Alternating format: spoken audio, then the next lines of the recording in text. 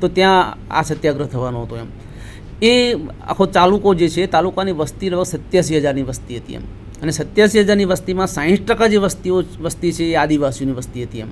પછી ત્યાં અનાવિલોની વસ્તી હતી, ત્યાં બ્રાહ્મણોની વસ્તી હતી, ત્યાં પાટીદારોની વસ્તી હતી, ત્યાં અંત્યજોની વસ્તી હતી. એ રીતે 87,000 લોકો જે છે રેન્ડમલી, કારણ કે એ જમાનામાં તો વસ્તી ગણતરી કરવી પણ એટલી સરળ નહોતી એમ, તો આટલો એક માનવ સમૂહ જે છે એ 87,000 લોકો ત્યાં રહેતા હતા એમ.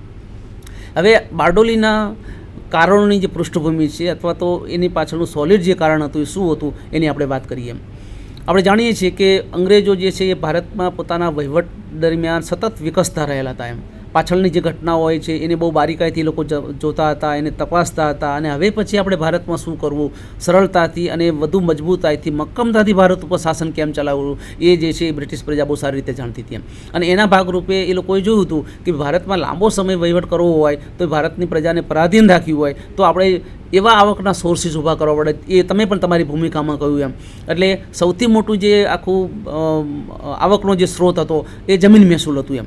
કારણ કે આપણે ત્યાં રાજા મહારાજાઓના બધા જમીન મહેસૂલ જે લેતા હતા, પણ એની એક આખી પદ્ધતિ હતી એમ કે ભાઈ દુષ્કાળ પડે છે, અતિવૃષ્ટિ થાય છે, તો રાજા મહારાજાઓ જમીન મહેસૂલ માફ પણ કરી દેતા હતા. અહીંયા આ પ્રકારની કોઈ વાત હતી નહીં એમ. અને એ લોકો એક સેટલમેન્ટ, સર્વે અને સેટલમેન્ટની આખી ગોઠવણ કરી હતી એમ. એમાં દર 30 વર્ષે જમીન મહેસૂલ જે છે એને રિવિઝન કરવામાં આવતું હતું એમ. એટલે 1893માં 96માં એ છેલ્લી વખત રિવિઝન થયું. એ પછી 1926માં 30 વર્ષ પછી એનું રિવિઝન કરવામાં આવ્યું. અને રિવિઝન કરવામાં આવે ત્યારે આખા જે તાલુકો છે એ તાલુકાનો રિવ્યૂ કરવામાં આવે એમ કે ભાઈ લોકોની જે સુખાકારી છે કેટલી વધી છે, વસ્તીમાં કેટલો વધારો થયો છે, વાહન વ્યવહારનો પણ કેટલો વધારો થયો છે, એ બધી બાબતોની તપાસ કરી અને પછી જમીન મહેસૂલ લાગુ કરવામાં આવતું હોય છે. હવે બારડોલી સત્યાગ્રહનો, મહાદેવ દેસાઈનો ઇતિહાસ કે બીજી બધી બાબતોના વાંચનમાંથી આપણને એ વસ્તુ પ્રાપ્ત થાય છે કે એમનું જે સર્વે છે અથવા એમનું જે આખું ફિલ્ડ વર્ક છે, નિરીક્ષણ છે બારડોલી તાલુકાનું, એ માત્ર 6 જ મહિનાનું હતું એમ. હવે 6 મહિનામાં લગભગ અંદાજે હું તમને કહું છું કે 137 જેટલા જે ગામડાઓ હતા, 137 ગામડાઓમાં આ પ્રકારનો જે સર્વે છે કરી શકાય નહીં એમ. પણ એમને મોટી મોટી જે બાબતો છે, જે વિકસેલા ગામડાઓ હતા, સુધરેલા જે ગામડાઓ હતા, એવા ગામડાઓને ફોકસ કરી અને એ ગામડાઓને ધ્યાનમાં રાખી અને આખા તાલુકાની જે પ્રજા છે એના ઉપર જમીન મહેસૂલમાં 30% જેટલો વધારો કર્યો હતો એમ. એ પછી ઘટાડીને 22% કરવામાં આવ્યો હતો. પણ આ આખી સ્થિતિ હતી એમ. અને કારણ તરીકે શું આપવામાં આવતું હતું? હવે અહીં એક બીજી બાબતની પણ જિકર કરવી જોઈએ કે એ લોકોએ પ્રજાની જે સુખાકારી છે કેમ વધી છે એના બધા કારણો એમણે કોઈ કર્યા. તો મહત્ત્વનું જે કારણ એ હતું કે દક્ષિણ આફ્રિકામાં એક મોટો જે સમૂહ છે એ બારડોલીમાંથી ગયો હતો એમ. અને બારડોલીના દક્ષિણ આફ્રિકામાં એ લોકો જે કમાતા હતા એ જે પૈસા છે એ લોકો બારડોલીમાં રોકતા હતા. અને રોકાણ થાય એટલે માણસ સુખાકારી વધે એટલે સ્વાભાવિક છે કે મકાનો પણ બનાવે, પોતાની સુખ સુવિધા વધે માટે બીજા જુદા જુદા સાધનો પણ ખરીદે એમ. એટલે બહારથી જે આવેલી આખી ઇન્કમ જે ડાયરેક્ટ ખેતીની ઇન્કમ નથી એમ. તો એ જે ઇન્કમ છે એ ઇન્કમને ખેતીની ઇન્કમ ગણી અને પછી એમને વધારો કર્યો એમ. એ જ રીતે મેં હમણાં વાત કરી પ્રમાણે કે 60% જે લોકો છે એ આદિવાસીઓ લોકો હતા એમ. એમાં ચૌધરી હતા, ગામિત હતા, દુબળા હતા, આ બધી કોમ્યુનિટી ત્યાં વસતી હતી એમ. હવે એમનામાં બારડોલી સત્યાગ્રહ થયો એ પહેલાં એક આંદોલન થયું હતું, દેવી આંદોલન. એનું ખાસ કરીને એક પૂર્વ ભૂમિકામાં આપણે બાબુલાલ એનો ઉલ્લેખ કરવો પડે એમ. એ ઉલ્લેખ એટલા માટે કરવો પડે કે દેવી આંદોલન જે છે આદિવાસીઓમાં સમાજ પરિવર્તન અથવા તો સમાજ સુધારાનું આંદોલન હતું એમ. એ આંદોલનમાં દારૂ નહીં પીવી જોઈએ, તાળી નહીં પીવી જોઈએ, બીજાના ઘરે મજૂરી નહીં કરવી જોઈએ, પોતાના પગ ઉપર ઊભું રહેવું જોઈએ, સાફ સુથરા રહેવું જોઈએ. ટૂંકમાં એક સંસ્કૃતિલાઇઝેશનનો આખો જે કન્સેપ્ટ છે દેવી આંદોલન પાછળ હતું એમ. હવે એ બધી જે આખી પ્રવૃત્તિઓ થઈ, એ પ્રવૃત્તિને કારણે આદિવાસીઓનો એક જે વર્ગ છે એ સુધારાના પંથે મુકાયો. સુધારાના પંથે મુકાયો. એ લોકો દારૂ, તાળી કે બીજા જે વ્યસનો હતા એનાથી મુક્ત થયા. પોતાની જે જમીન હતી એ જમીનને એ લોકો વ્યવસ્થિત છેડતા થયા હતા. એને કારણે શું થયું કે એનું સામાજિક લેવલ તો ખરું પણ આર્થિક લેવલ પણ એમનું ઊંચું ગયું એમ.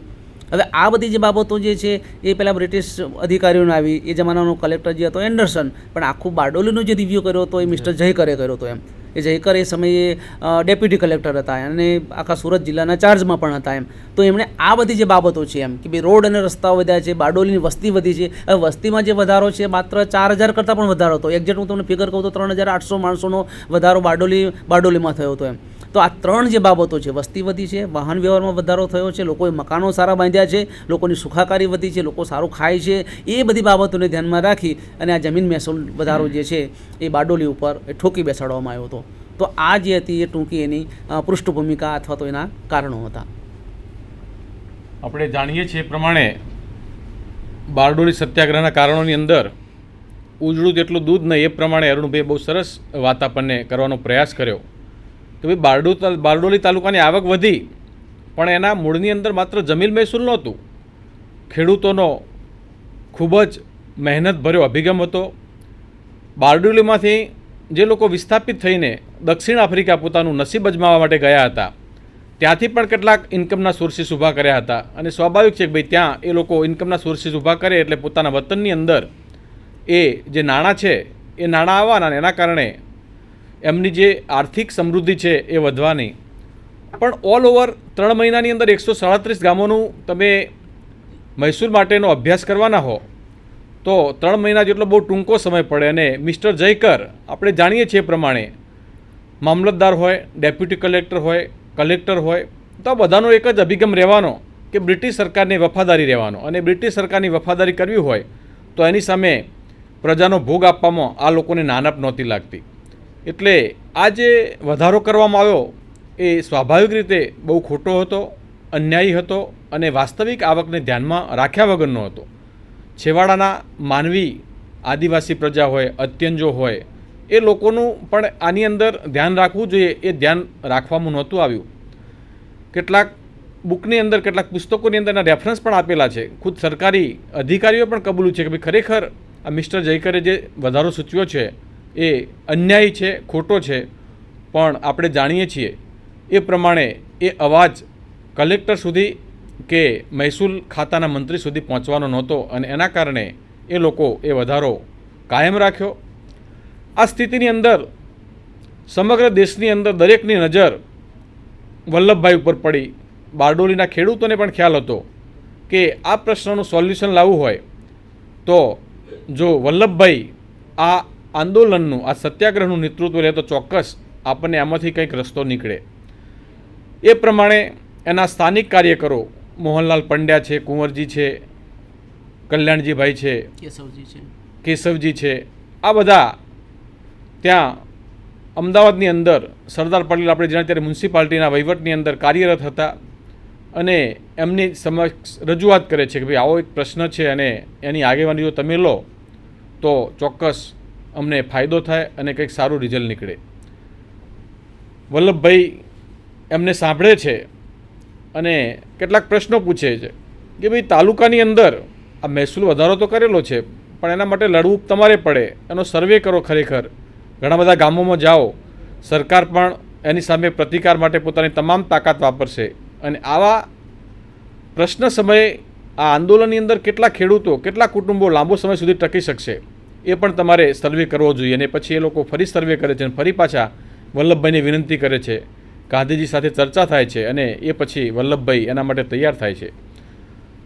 તો એ પછીનો દોર હું અરુણભાઈને સોંપું છું કે વલ્લભભાઈ તૈયાર થયા પછી આ આંદોલન કયા કયા કાર્યક્રમો આપવામાં આવ્યા, કયા કયા આગેવાનોએ આની અંદર ભૂમિકા ભજવી, લોકોને તૈયાર કર્યા.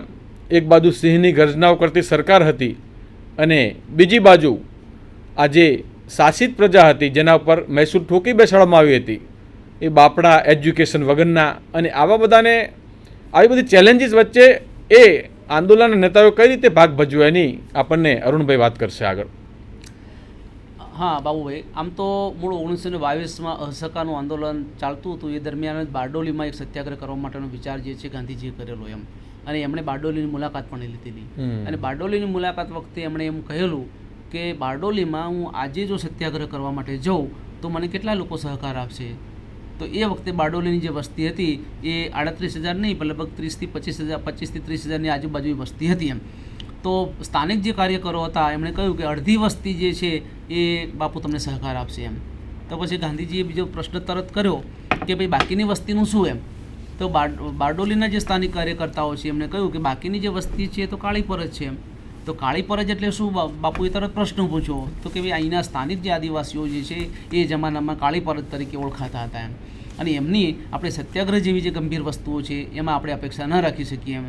મહાત્મા ગાંધીનો જવાબ એ હતો કે જે તાલુકાની અડધી વસ્તી સત્યાગ્રહ અથવા આવા આંદોલનથી બાકાત હોય તો એવી પ્રજાને લઈ અને હું કેવી રીતે આંદોલન કરી શકું. આ તો એવું છે કે લકવાથી જૂઠું પડી ગયેલું કોઈ અંગ હોય એ અંગને હું ઉઠાવવાનો પ્રયત્ન કરું પણ એ ઊભું થતું નથી અથવા ઉઠતું નથી. એ પ્રકારની આખી વાત છે એમ. અને તેમણે એમ કહ્યું કે આ જે લોહી છે, તમે આ જે 50% વસ્તીની વાત કરો છો, એ તમારા શરીરમાં ગંઠાઈ ગયેલા લોહી સમાન છે અને લોહીને તમારે ફરીથી ફરતું કરવું જોઈએ.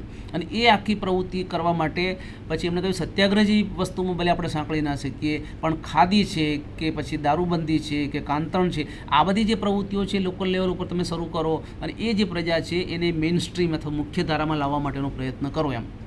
એટલે બારડોલી સત્યાગ્રહ તો 1928માં થાય છે, પણ એની ભૂમિકા જે છે એ લગભગ 6 વર્ષ પહેલાં શરૂ થઈ જાય છે. અને પછી બાબુલાલ આપ પણ સારી રીતે જાણો છો કે ચુનીલાલ મહેતા છે, જગતરામ દવે છે, આવા બધા જે અખંડ જે ખાદી કાર્યકર્તાઓ છે એ લોકો પોતાનો ઘર બાર સંસાર, પોતાનું વતન એ બધું છોડી અને આવા એક અંતરિયાળ વિસ્તારમાં એ લોકો સ્થાયી થયા એમ. હવે ત્યાં એ થાય છે એ જ ગાળા દરમિયાન આ 30% જે વધારો છે એ વધારો પણ બારડોલીની પ્રજા ઉપર નાખી દેવામાં આવે છે. અને તમે પણ તમારી પીઠિકામાં કહ્યું એ પ્રમાણે કે સરદાર પટેલને તે સ્થાનિક જે લોકો છે એ મળવા માટે જાય છે. 2 વખત તો સરદાર પટેલ એમને ના પાડે છે એમ કે ભાઈ તમારે માત્ર વધારાનો જે જમીન મહેસૂલ વધારો જે છે એ જ પાછો ખેંચાવો હોય તમારે નથી આવવું એમ, પણ તમારે તો જમીન મહેસૂલ બિલકુલ ભરવા માટેની ના હોય તો હું તમારું લીડરશિપ લેવા માટે હું તૈયાર છું એમ. અને એમ કરી અને પછી સરદાર પટેલ ત્યાં જવા માટે તૈયાર હતા એમ. કોઈ પણ જે આંદોલન જે છે એ આંદોલનને માત્ર આપણે અમુક સંદર્ભમાં જ જોવું એ બહુ જરૂરી નથી એમ, કારણ કે કોઈ પણ જે આંદોલન છે એ સેલ્ફ મેનેજમેન્ટ એનું એક ઉત્તમ વ્યવસ્થાતંત્ર હોય છે. અને આ આખું જે આંદોલન છે બારડોલીનું આંદોલન, એ બારડોલીના આંદોલનને સરદાર પટેલ સરદાર એ સમય નહોતા, માત્ર વલ્લભભાઈ પટેલ હતા. એ વલ્લભભાઈ પટેલ એને નેતૃત્વ અથવા તો માર્ગદર્શન એને આપી રહ્યા હતા એમ. હવે આવો એક બાહોશ નેતા એ જ્યારે કોઈ પણ આંદોલનની આગેવાની લેતો હોય, અને હમણાં જ આપણે વાત કરીએ પ્રમાણે કે પહેલાં તો સ્થાનિક જે કાર્યકર્તાઓ છે એ સ્થાનિક કાર્યકર્તાઓને એમણે તૈયાર કર્યા, એમને મક્કમ બનાવ્યા અને એ આખું એક વ્યવસ્થાતંત્ર જે છે વ્યવસ્થાતંત્ર એમને ગોઠવી દીધું એમ. હમણાં આપણે વાત કરી પ્રમાણે કે બારડોલી સત્યાગ્રહ થાય છે પહેલાં લગભગ 4-5 જગ્યાએ નાના મોટા જે આશ્રમો છે એમ, વરાડ છે, સરભોણ છે, વેડછી છે, બીજી બધી જગ્યાએ નાના મોટા આશ્રમો સ્થપાયા હતા. તો એ આશ્રમો જે હતા એ આશ્રમોનું વ્યવસ્થાતંત્ર આખું ઊભું કર્યું એમ. અને એ આશ્રમોને એ લોકોએ સત્યાગ્રહની છાવણી બનાવી દીધી એમ.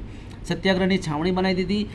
સરદાર પટેલ મુખ્ય નેતાઓ હતા, પછી એને સેકન્ડ કેટેગરીના નેતાઓ અને ગામડાના સ્તર સુધી. આમ તમે જોવા જાઓ તો બારડોલી સત્યાગ્રહમાં 200 કરતાં વધારે સત્યાગ્રહીઓ નહોતા એમ, પણ 200 જે સત્યાગ્રહીઓ છે એ સરદાર પટેલના મેનેજમેન્ટને કારણે 20,000 લોકોનું કામ કરતા હતા એમ.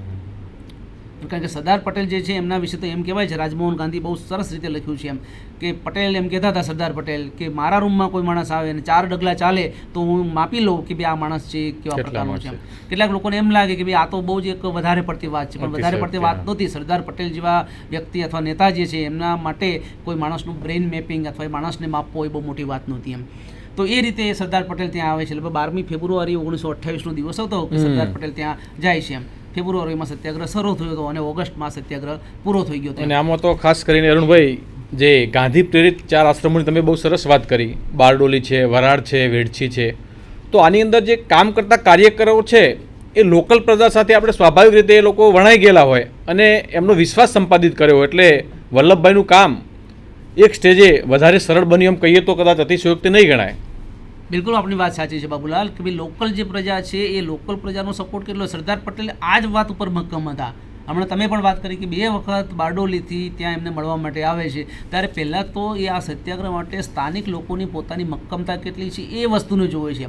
કારણ કે સરદાર પોતે જાણતા હતા કે 50 કે 60% જે વસ્તી છે એ આદિવાસીઓની છે. હવે આદિવાસીઓને ધમકી આપે, પ્રલોભન આપે કે ધાક ધમકી આપે એટલે સ્વાભાવિક છે કે એ મહેસૂલ ભરી દેવાના છે. તો એ આખી બધી વસ્તુ ના થાય એના માટેનું આખું એક મેનેજમેન્ટ જે છે ગોઠવવાનું હતું એમ. એટલે પહેલાં તો એક મેનેજમેન્ટ આ લોકોએ એક સરસ મજાનું ગોઠવ્યું એમ. એના માટે પ્રજાને જાગૃત કરી કે આ સત્યાગ્રહ આખી વસ્તુ શું છે એમ. અને સરદાર પટેલના ભાષણો એમ, આ બારડોલીનો સત્યાગ્રહનો ઇતિહાસ ઈશ્વરલાલ દેસાઈનો આપણે વાંચીએ તો સેંકડોની સંખ્યામાં ભાષણો જે છે એ સરદાર પટેલે આ બારડોલી સત્યાગ્રહ દરમિયાન એમણે આપ્યા છે. અને ભાષણો એટલે કેવા, બધા લેખકોએ પોતે લખ્યું છે કે મળદું પડેલું હોય તો મળદામાં જાન ફૂંકી દેવાની જે તાકાત છે સરદાર પટેલના ભાષણોમાં હતી એમ. એ માત્ર બારડોલી જેવા શહેરનો માણસ હોય એ નહીં, પણ ગામડાનો જે માણસ છે એ ગામડાનો માણસ પણ એનાથી જાગૃત થતો હતો, એનામાં એક પ્રકારની ચેતનાનો સંચાર થતો હતો. એટલે પહેલાં તો એમણે આખા બારડોલી તાલુકાનું ફિલ્ડવર્ક કર્યું, ત્યાં સભાઓ કરી અને લોકોને આ એક મહાન કાર્ય માટે એમણે તૈયાર કર્યા હતા. પછી છાવણીઓની એમણે રચના કરી હતી. અને એક અગત્યની વસ્તુ એ છે કે આખો ભારતનો સ્વતંત્રતા સંગ્રામ તમે જુઓ તો એનું જે અનુસંધાન છે ભારતીય પરંપરા સાથે છે. દાખલા તરીકે એ જમાનામાં એવું શિષ્ટ સાહિત્ય ગામડાઓ સુધી પહોંચ્યું નહોતું એમ. તો ગીતો છે, ભજનો છે, સાહિત્ય છે, એ સાહિત્યની રચના કરાવી એમ. સ્પેશિયલ પહેલાં ફૂલચંદભાઈ શાહ જે વઢવાણના એક પ્રખર કવિ હતા, એ કવિ દ્વારા એને સત્યાગ્રહ સાથે અનુસંધાન કરતા, ખાદી પ્રવૃત્તિ સાથે, દારૂ નિષેધની પ્રવૃત્તિઓ સાથે અનુસંધાન કરી શકે એ પ્રકારના ગીતો જે છે એની રચના એમણે કરાવડાવી હતી. અને આ જે ગીતો જે છે એ ગીતો એ લોકો ત્યાં ગાતા હતા એમ. એક અગત્યનો જે કાર્યક્રમ એમણે આપ્યો એ બહિષ્કારનો કાર્યક્રમ હતો. મને એમ લાગે છે કે બારડોલી સત્યાગ્રહનું સૌથી અસરકારક કોઈ પાસું હોય તો એ સામાજિક બહિષ્કારની આખી વાત છે એમ. કારણ કે સરદારે પોતે વાત કરી હતી કે કોઈએ પણ જમીન મહેસૂલ ભરવાનું નથી એમ. અને જમીન મહેસૂલ નથી ભરવાનું એટલા માટે એને જ્ઞાતિ પંચાયતો અને ગ્રામ પંચાયતોને તૈયાર કરી એમ. કે એકલ દોકલ જે માણસ છે બહિષ્કારની જે આખી વાત છે એને મક્કમતાથી એને ચલાવી ના શકે એમ. તો એના માટે કોનો ઉપયોગ કરો? જાતિ પંચોનો ઉપયોગ કરો અને ગ્રામ પંચાયતોનો ઉપયોગ કરો એમ. અને આદિવાસીઓમાં તો જાતિ પંચો એટલા બધા અસરકારક હતા કે એ ગામનો પટેલ અથવા જાતિનો પટેલ એક વસ્તુની ના પાડે કે જમીન મહેસૂલ આપણે ભરવાનું નથી, પછી કોઈની તાકાત નથી કે જમીન મહેસૂલ ભરી શકે એમ. એ રીતે વાણિયાના પંચો બનાવ્યા, પાટીદારોના પંચો તો ઓલરેડી હતા જ ત્યાં. એ ઉપરાંત બીજા જે અંત્યજો હતા એમના પણ બધાના પંચો બનાવ્યા એમ. અને એક અસરકારક જે વ્યવસ્થા છે એ વ્યવસ્થા એમણે ગોઠવી હતી એમ. અને એવી વ્યવસ્થા હતી કે જેમાંથી પાંદડું પણ ખરી શકે નહીં એ પ્રકારની આખી વાત કરી હતી એમ. પછી વ્યવસ્થા તંત્રના સંદર્ભમાં એક બીજી બાબત એ પણ હતી એમ કે આદિવાસીઓ સમયે બહુ દબાયેલા કચડાયેલા લોકો હતા એમ. અને ગામડાઓમાં જ્યારે જમીન મહેસૂલ અધિકારીઓ જમીન મહેસૂલ ઉઘરાવવા માટે આવે અને પછી ટેકનિકો કેવી, હમણાં બાબુલાલ જે સરસ વાત કરી એમ કે ગમે તે હિસાબે એને પ્રલોભન આપવું એમ કે ભાઈ તમારું જમીન મહેસૂલ 2000 રૂપિયા થાય છે તો તમારે 2000 રૂપિયા આપવાની જરૂર નથી, તમે 1 રૂપિયો ટોકન તરીકે આપો એમ. અને એની પાછળનું ઇન્ટેન્શન માત્ર એટલું એમ કે ભાઈ જમીન મહેસૂલ નહીં ભરવા માટેની તમે જે વાત કરો છો એને અમે તોડાવવા માટે માગીએ છીએ એમ. એટલે એવું કશું ન થઈ શકે એટલા માટે શું કરે કે ગામડાના લોકો છે પોતાના ઘરની સામે કાંટા છે કે વાડ છે કે ચાડી ઝાંખરા એ કરી અને લોકો જંગલમાં ચાલ્યા જતા હતા એમ. અને એક જે છોકરો છે એ મોટા ઝાડ ઉપર બેઠો હોય અને એને લાગે કે ભાઈ સરકારની કોઈ જીપ ગાડી આવે છે અથવા સરકારી માણસો આવે છે તો ઢોલ નગારા વગાડી અને 2-3 ગામની જે પ્રજા છે એ પ્રજાને જાગૃત કરી દેતો હતો. એટલે લોકો શું થયું પોતાના ઘર બહાર છોડી અને પછી જંગલમાં જતા રહેતા હતા એમ. અને પેલા મહેસૂલ અધિકારીઓ ગામડામાં આવે તો ગામમાં તો કોઈ હોય નહીં એમ, નાના છોકરાઓ હોય કે ગરડા માણસો હોય તો એની પાસે તો મહેસૂલ શું માગવાનું એમ.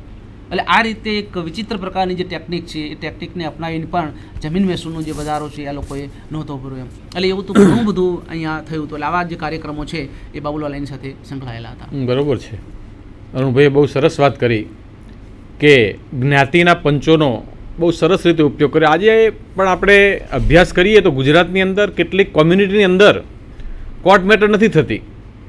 રબારી કોમ છે, ભરવાડ કોમ છે, આની અંદર કોઈ સોશિયલ ઇસ્યુ પડ્યો હોય તો બંને પક્ષના જ્ઞાતિના આગેવાનો મળે અને આગેવાનો જે પ્રશ્ન ઊભો થયો એની સાથે ચર્ચા વિચારણા કરે અને કોર્ટ મેટર થયા વગર એનું સોલ્યુશન લાવી દે. એટલે આજે પણ જ્ઞાતિઓની પકડ હોય તો સ્વાભાવિક છે કે એ સમયે તો શિક્ષણ નહોતું એટલે જ્ઞાતિઓની ઘણી બધી પકડ હતી અને સોશિયલ બાયકોટ બહુ અમોઘ શસ્ત્ર હતું. આપણે જાણીએ છીએ કે બંગાળના ભાગલા પડ્યા ત્યારે સ્વદેશી